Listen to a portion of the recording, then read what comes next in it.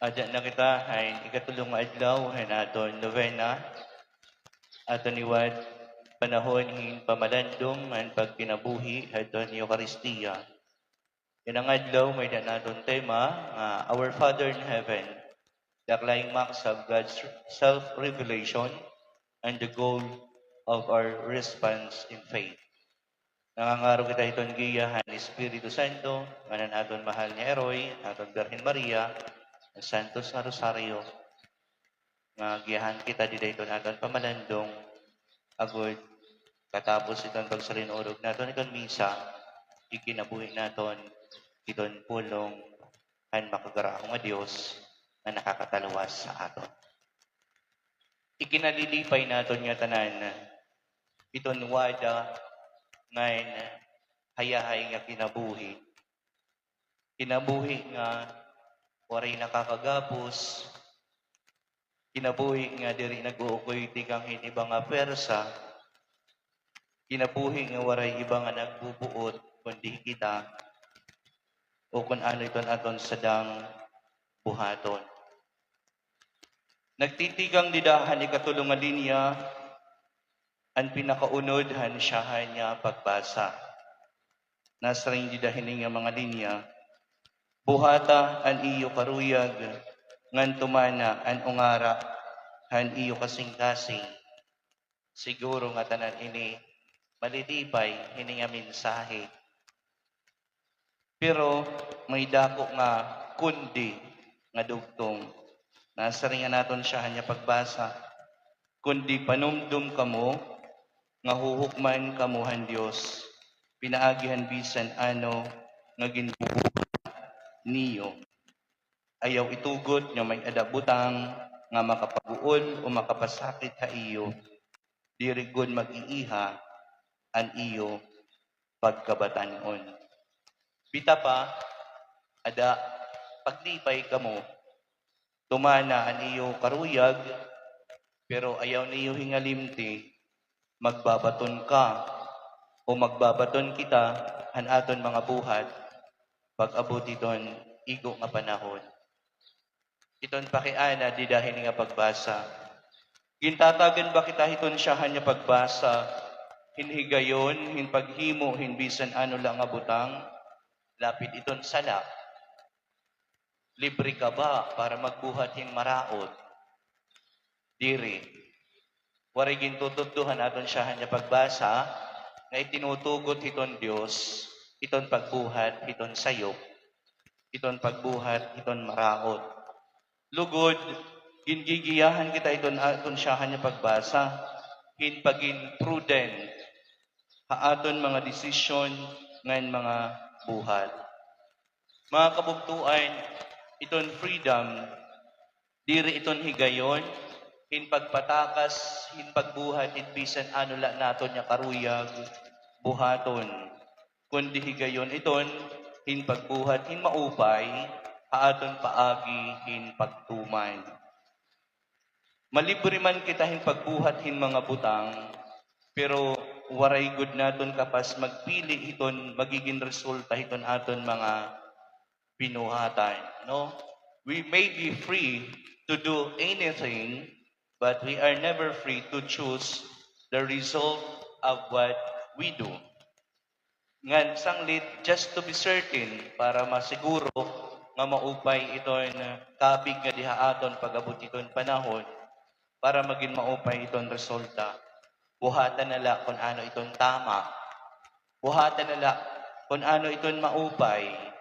Buhatan nala iton Diyos na niya buhat, para pag-abot iton panahon, kaupayan diwat iton resulta. Pero usa nga kinikita ko nga halarong nga mensahe didahan siya hanya pagbasa, mga kabugtuan, an pamalandong nga bagahin nagpupukaw haaton hin pagsiring. Ada didahiton imo pagtuman han imo karuyag, ayaw hingalimti, malalagas ka. Iton ibang nga mga panahon yan na pag-abot iton panahon nga maluya ka na, waray nagamit. Kapag tinuod, nasa ringan naton ikaduan siya niya pagbasa, niyan mangungurog ang iyo mga butkon nga nagpanalipod ha iyo, ngan manluluya an iyo mga bitiis nga magkusog payanak. An imo sinasarigan niya kusog, pag-abot iton panahon, mawawara iton. Iton imo kusog, dili iton 30 anyos maaram ka. Mag-iba kung 60 anyos ka na. Iton mga importante nga butang, dili iton yung pangidaron nga 20 anyos ka, maaram ka. Diri na iton importante kung 80 anyos ka na. No? May damo man 10% nga libre pag-abot iton 80 anyos ka na, 20%, 30%, pero di mo man liwat ni kakaroyagon nga gagamiton mo pagpinalit in medisina. Ano? Waray hiton gamit, pagkulaw hiton sinibisan, libre pa iton. Mga kabugtuan, ano iton puntos san aton siyahan nga pagbasa. An aton siyahan nga pagbasa, nagtutudto aton. Pag-abot iton panahon, kung aada na kita iton tangpi, iton aton kinabuhi, makakasaring kita. Ngaan nga tanan nga ginamitan naton hin oras ngayon kusog, didahan mga batanon pa kita. Waray man ngayon pulos. Waray man ngayon gamit. Ang mga butang nga imo ikinalipay hakalibutan, tigdala nga naubos, ngayon nawara. Hanbatanon ka, permi ka alas 6 pala nakadhang peryahan, nagkukulawan cancer, ano? Pero diri man iton makaruruyag kung sa 60 anyos ka na, nakikipag-aragaw kayong pagsulod na peryahan, ngayon nagkikipag-aragaw kayong pagkulaw iton cancer. Nga dahang katapusan na natin siyahan niya pagbasa, nasa ring kuhilit. Ano? Ang nagsurat, han librohan, Ecclesiastes, vanities of vanities, all things are vanities. Makabibido siguro, kung ada na kita ito natin deathbed, kung ada na kita nagraraptay, kung ada na kita nahigda nga naghuhulat, hit katapusan niya aton pagginhawa. Ito natikirok nila iton aton mga huna-huna, ang mga butang nga lumalabay. An aton ikinalipay, han batanon pa kita, pag-abot ngayon panahon, waray ngayon mga gamit. Sanglit mga kabuktuan iton aton pamalandong amo ini. Siyahan. Sana naman makabiling kita, diri lahing kalipayan, kundi kakuntintuhan, dili iton paghatagin panahon, ipakipagrelasyon nga iton Diyos nga aton Ama. Why would God want us to call Him Father? Kay ano nga karuyag iton Diyos tawagon niya nga tatay, diri bro, diri brother, diri tanggol. Kay ano nga karuyag nga tawagon niya nga tatay? Tungod kay He is inviting us to join Him in His family. Nag-iimbita riton Diyos nga kana nga di Father Jonathan, pagin membro hiton akon pamilya. Karuyag ko sa kupon ka. Pagpatawag nga niton usa nga tawo nga tatay iya, karuyag sigon igimi membro ka nga dayton iya panimalay.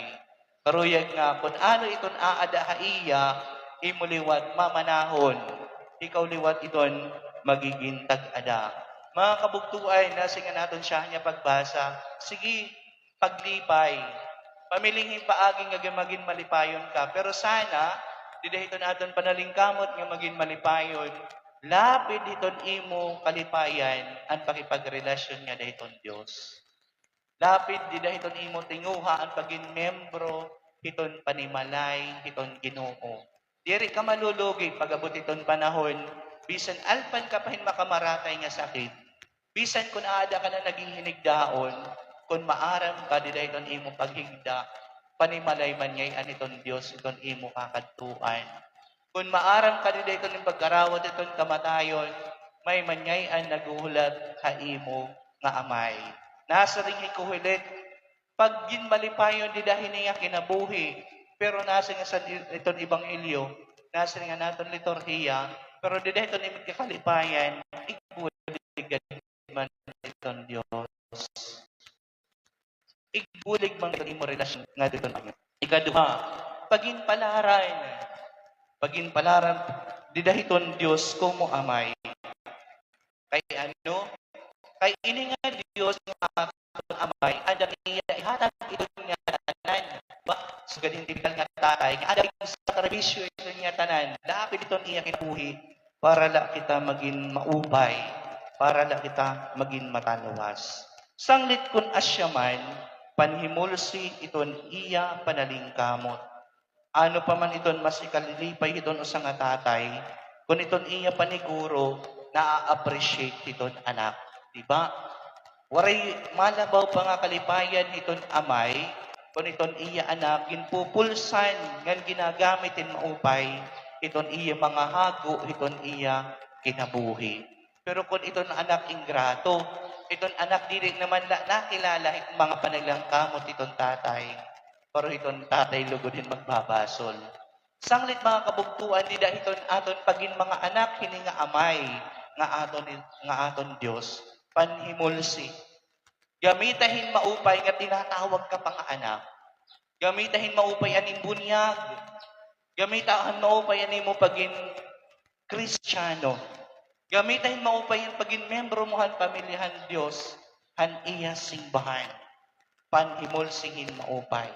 Ang punto sa siya niya pagbasa, ang santos ng Ebanghelyo, nasa ring, igahatag ko iton akon kinabuhi nga daiyo, para magkamay adala kamuhin, tinuod niya kalipayan, para magkamay adala kamuhin kinabuhi. Well, appreciate that. Gamita liwat iton, nga paghatag iton kinabuhi, iton Diyos. Ikatulo, yan na mga kabugtuan, pagin malipayon, ngayon pagbuhat kita kung ano man ang sadang naton buhaton, pero ayaw naton nga limpi, didahininwada nga kinabuhi, membro ka iton pamilyahan amay halangit. Maging pangilan ang kunta iton aton mga buhat, kung hino kita, iton aton mga pag-alagad iton amay. Diba? Nagiging proud ka kung tatawagon ka, uy, maram ka, supo ka kaning tatay. Kaya ako, bisa ni tatay hadto para inom, para hubog, ginayap na niya na ako, supo ka daw gulitin amay, matayin kadakuhan aptawa. Kadako nga akong sadang ipasalamat, no? Kain naman dahil siya ang ka, uy, supo ka tim anyaw ni mama, no? Malain. Balitaw mga kabugtuan ko kalisto Kristo, di ba maupay iton kinabuhi kung supo ka iton amay halangit? Maupay iton imo kinaiya kung supo itim kinaiya iton amay, iton aton Diyos. Sanglit iton ayat, didahin nga santos nga misa, didahin nga ikatulong nga misa novena, supo namang gadla iton amay.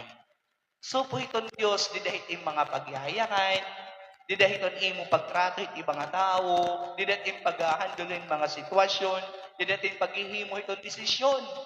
Dapat supo kahiton amay.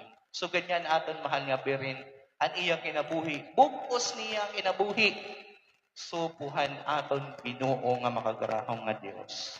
Kakatapusan mga kabugtuan, ayaw kita hingalimot, may mga butang nga lumalabay, ngan may adaman liwat mga nagpapabilin.